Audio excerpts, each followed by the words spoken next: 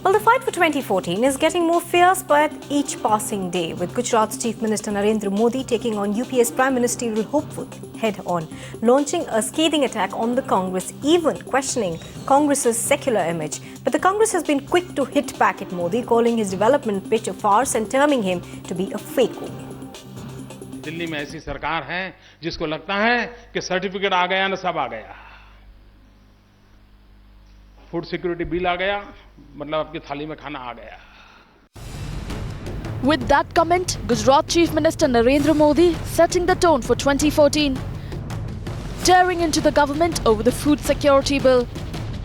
But his attack on the centre only got fiercer in a public rally in Pune.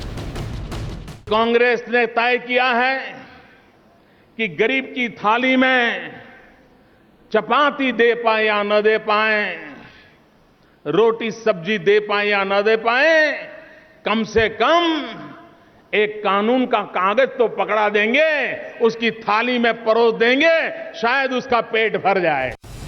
Modi, in his hour-long address, spared no one in the government, even slipping in a jibe at Congress Vice President Rahul Gandhi.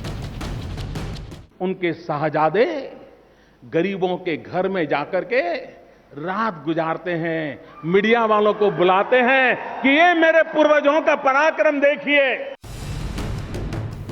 Hitting out at the Congress many times during his address, Modi even questioned its secular image, which he said they are using as a garb to hide.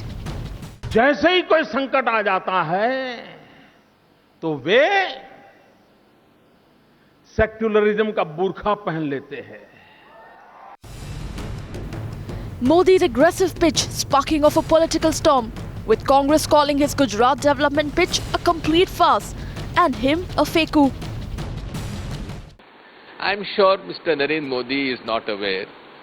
He is only giving speeches to sort of, I would say, to the public gallery rather than basing on facts. But he is playing to the public gallery and he is a real fake coup.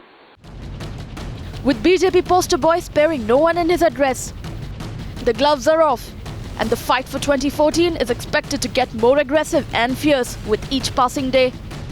Bureau Report, Times Now.